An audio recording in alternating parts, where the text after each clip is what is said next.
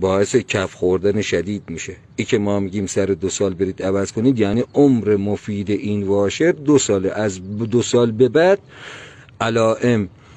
علائم پوسیدگی واشر سرسلند شروع میشه. ممکنه 1 سال، 2 سال، 3 سال، 4 سال طول بکشه، زمان ببره، حتی واشر هم نزنید، ولی هدف ما ایه که کف سرسلند شما دچار کرم خوردگی نشه.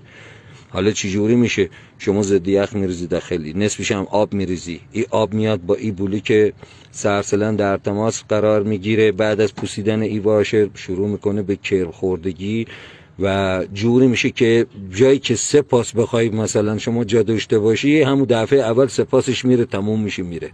بعد باید بری فکر سرسلند 20 میلیونی باشی.